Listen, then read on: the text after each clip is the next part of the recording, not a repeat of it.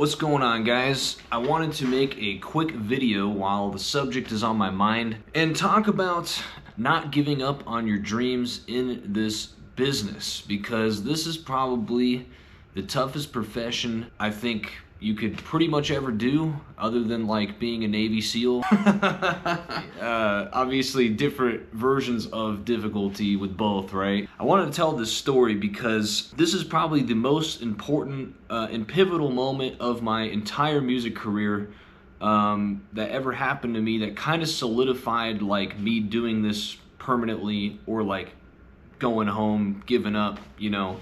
And I feel like a lot of people go through this because I have students, you know, a lot of the time that I can see like the doubt that they're feeling within them, but a lot of it isn't because of them. Most of the time it's usually because other people are telling them, you know, that they should do something else, that this is not a smart decision.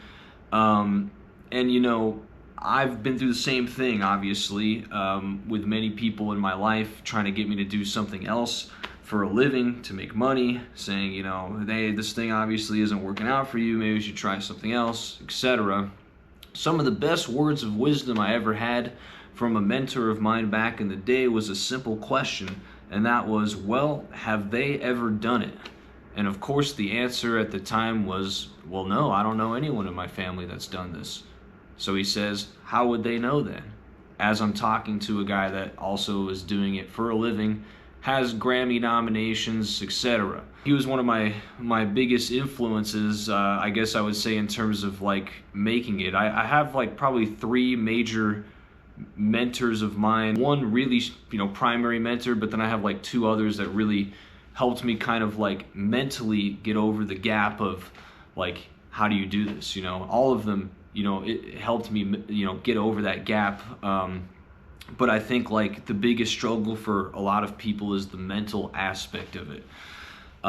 Because obviously you can learn the skills, you know, whether it's audio engineering, production, you know, just playing your instrument well, trying to get in a band, you know, all those are great things and they're all skills. You know, you could know everything about music theory, etc. But really the mental aspect of navigating this industry is the toughest thing that's gonna, you know, bog you down if you let it. So I want to tell this story because, like I said, this was probably the most pivotal moment, and I'll kind of just start, you know, I was 19 years old at the time, living in LA, hadn't, you know, had any major success with anything yet. I went to Musicians Institute in LA, and, you know, got out of school. I think I was out already for about a year, or maybe a little bit longer at the time. And at this point in my life, I was working at a record store, what was, you know, part-time, but it was really my only source of income at the time. And I was literally making like $10 an hour in cash under the table. Literally would get an envelope of money in it every week. And then I would like literally run that envelope to the ATM at like 11 p.m. at night, hoping to not get mugged and have like no money for the week, which luckily that never happened. I never got mugged, so that was good. At the time, I was couch surfing a lot.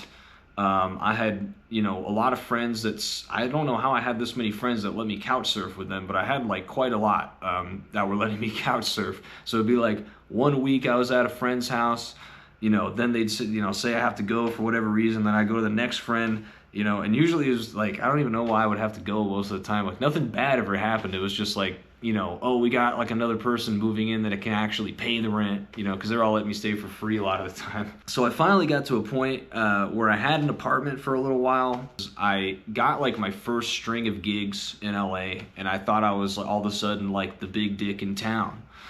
So I quit my job at the record store pretty shortly after this because I was literally making like, you know, I want to say like triple in a week to what I was making at the record store. Like it was crazy at the time, you know, for like a 19-year-old, you're like, wow, this is the most money I've ever made.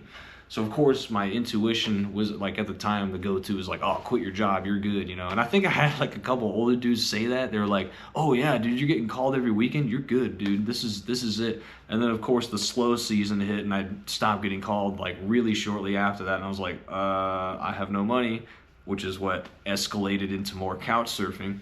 So eventually I had a friend that let me stay with him on the long term, and I was like, so when I say couch surfing, obviously like this varies, right? Like sometimes I was sleeping on a couch, sometimes I was sleeping on like an air mattress in a living room. Sometimes people had a bed in their living room. You know, it just depend, you know, sometimes I'd pay rent, sometimes they'd let me stay for free. Like it was just a mixed bag. And I was constantly like moving all my stuff, you know, I didn't have a car at the time, so I'd have like borrow friends' cars, take Ubers and stuff, you know. And it was a pretty turbulent time. And I finally had a friend that kind of let me stay more in the long term, and he literally had me sleeping on his couch. Like he didn't have a room for me at the time. He just had like a big ass couch. And he's like, all right, dude, if you pay me $300 a month, I'll let you sleep on the couch, you know, however long you need to stay. So I'm like, cool, you know, here's your $300. And here all of a sudden I'm sleeping on the couch. He's got a 2-bedroom apartment. Him and his girlfriend live on one side. His buddy lives on the other side, and I'm living on the couch. Finally, his buddy moved out, and I got to take the room for the same, you know, money at the time, which was cool. So I was sleeping on a mattress on the floor, and I was pretty down on my luck at the time. I had no job. I had no gigs coming in. I was pretty much unemployed. So I was like, whatever money I had, I took a couple odd jobs, you know, in between here and there to make a little bit extra money. And those are all pretty short-lived. So by the time the summer was coming around, I got a phone call. Well, basically what happened is I got a club gig, okay, at this place in LA called Catch One. It's pretty famous, actually. Didn't pay me that good, but it was, you know, enough. I needed the money. Like anything was good at the time. So I was working there on the weekends, and then slowly the freelance, you know, weekend stuff started kind of picking back up because we were getting into spring. And, you know, I was starting to make a little bit of money again, so I moved out of my buddy's place, and I moved all the way to the east side of LA, like away from Hollywood, everything. So I didn't really know anything over there, and it was kind of a weird time. I ended up renting this house, a room in this house, for like $600 a month with no air conditioning in it at all. And 2 other people living there that were like way older than me. Like one was like 36 and the other one was like 42. So here I am, like 19-year-old dude, like just winging life with these 2 strangers in a house with no AC. So my buddy that I had the, you know, sleeping on his couch for a while, he calls me in the summer and he's like, hey man, I think I got something for you that you're like really gonna want to take. And I'm like, okay, you know, hit me up. So he's like, I got this friend and she's going away. She works at this club and she's like going away for 2 weeks and needs someone to fill her slot. It pays like $1,400 for the 2 weeks. At the time, $1,400 was like life-saving money. So I was like, I will totally take that. That's great. And so I literally walked in and I was like, I'm gonna do the best job I can at this club, you know. And I actually took a leave for a second from the other club I was working at because they had me working like 5 days in a row at this club. So I was like, great, I'm gonna milk this gig. I'm gonna do such a good job. Like literally mentally, I was thinking like, I'm gonna do such a good job that I'm gonna try to get them to like want me to stay longer, you know, at this club and not like just have it be a 2-week thing. So I worked super hard there, late nights every night, Ubering to Hollywood. It was in Hollywood, in the heart of Hollywood, like literally on Hollywood Boulevard. I'm going there every day, and literally, like, the owners come to me and they're like, "Hey, man, we actually really do like your work ethic, and you know, we actually would just like to make you, you know, the permanent, you know, audio engineer here at the club." And at this moment, I kind of knew that that this could be a bad situation because I basically just took someone else's job, and they weren't gonna like get rid of her out of the job. They were just gonna like, it was kind of messed up. They were gonna make her like a hostess at the restaurant part of the club. And I was like, man, that was like a huge kind of slap in the face to her. And that wasn't my intention necessarily. I did want a permanent gig, but I definitely didn't expect that side of it to happen. So reluctantly, I took that still because I was like, well, I need the money. I did work, you know, really hard for this, and I did want this to happen, basically, just not in this particular circumstance. So I will take the gig and hoping, you know, for the best. So things are going well, okay? I'm making good money now. I'm actually making enough to like pay my rent and like pay my bills and like save a little money, which is saying a lot for LA, but my rent was super cheap with the no AC house. But at this time I was thinking about moving back over to Hollywood because for one, I'm familiar with the area. That's where like everything I know is, all my friends are. Everything I know and like to do is in Hollywood and West Hollywood when I lived in LA.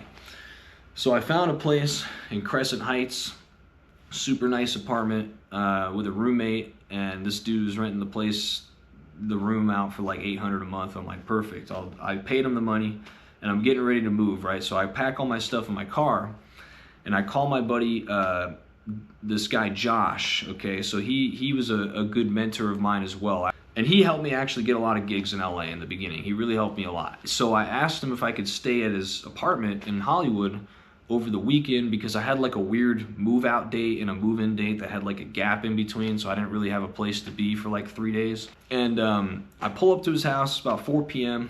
on like maybe a Friday or something. And I got all my stuff packed in the car. I pull up and I'm like, hey man, you know, I'm here. I'm actually gonna go to work, you know, here in a second, and you know, I'll be back, you know, later tonight and we'll hang out or something, you know. I'm walking there and I get a phone call from the guy with the apartment.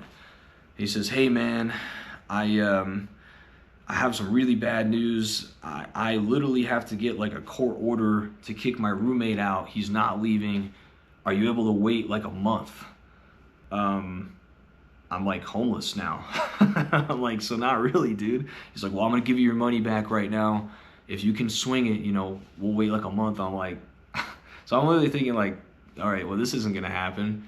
But all I'm thinking, you know, at the time, because things were so crazy for me, I was like, okay, well, at least I still have income. Like I still have like a really good gig here that's, you know, stable. So at least I'm good on money, you know, so I'll figure out the living part. So then I get to you know, my work at the time, which is this club.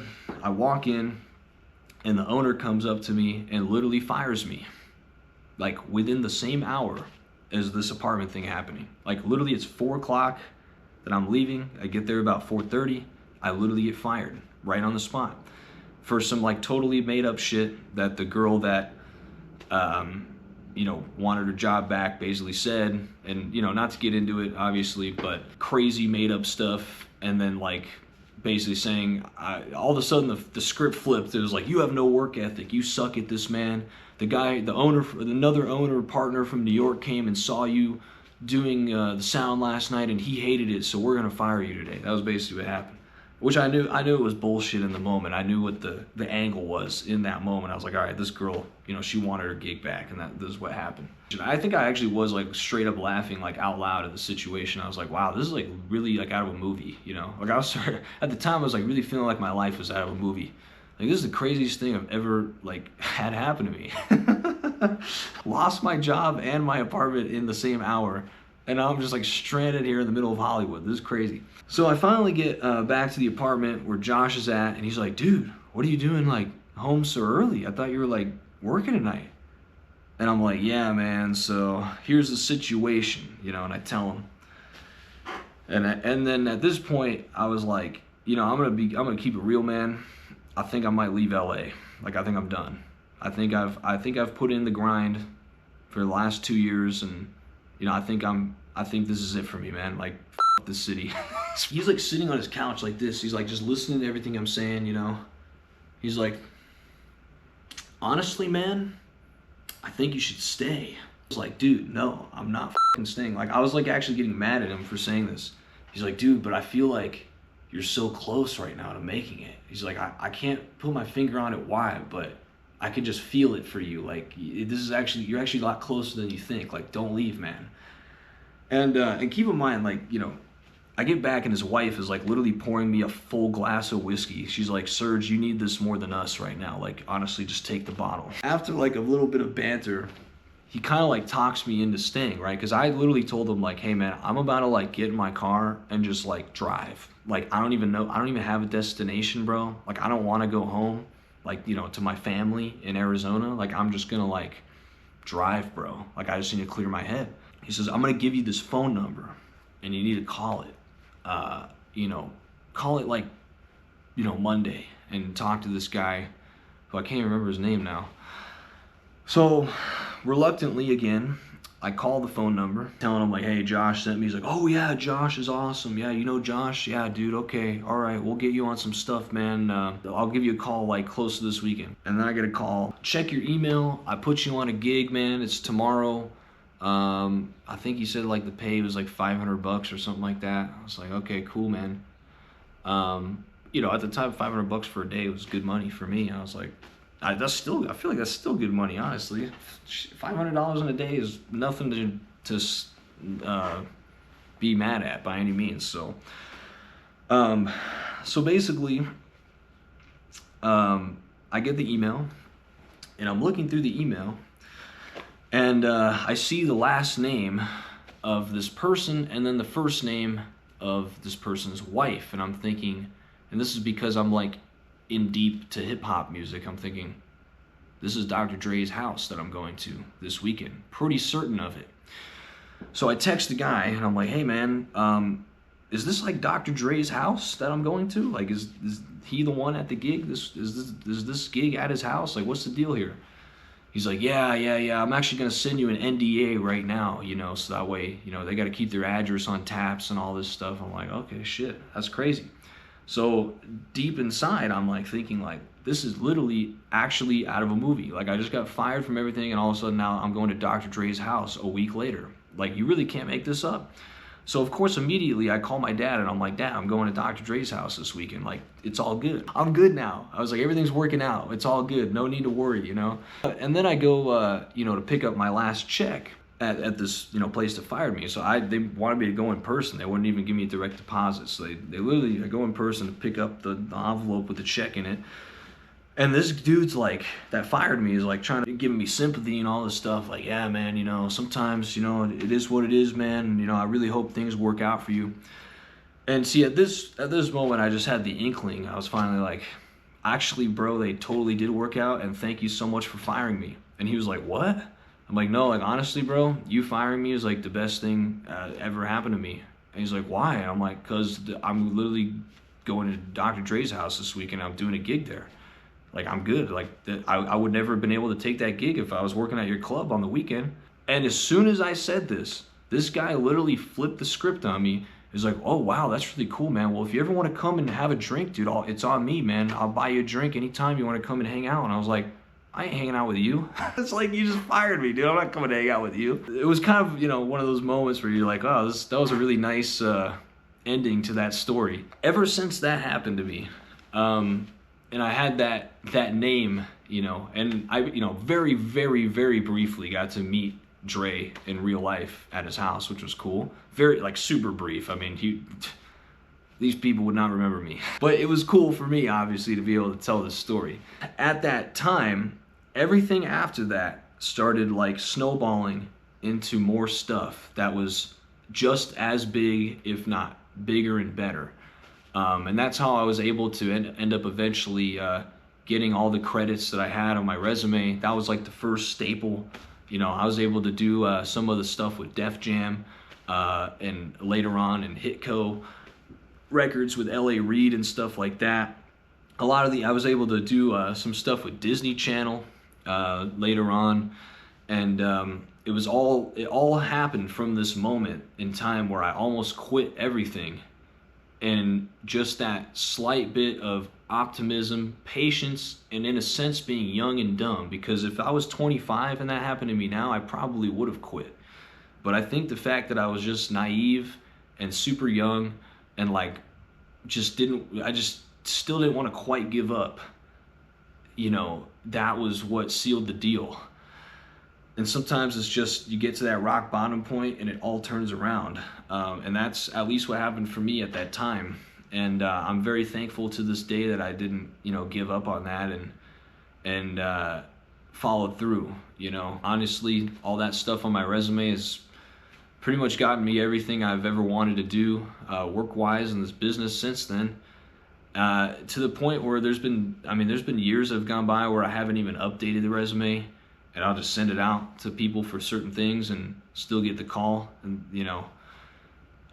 So I'm very thankful for all of that to this day, and it's obviously enabled me to start my own business here in Arizona now. You know, I got the recording studio here and production company, and you know, doing production film, and of course these videos. You know, of course I teach here in town too. I have my private practice, and yeah, if I would have given up at that time, I don't know how things would have turned out, you know, right now. Not saying, you know, they wouldn't have happened, but maybe they would have happened differently, and I'm glad that it happened the way it happened.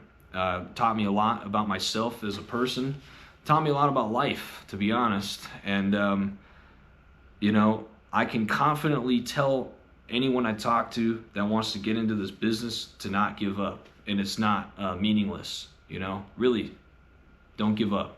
Thank you very much for watching, and if you watch the whole thing, definitely very thankful for that. And shameless plug I'm always going to leave is my free monthly newsletter in the link in the description below. Sign up for that if you haven't already, and I'll see you on the next one. All right, thanks for watching. Have a good day.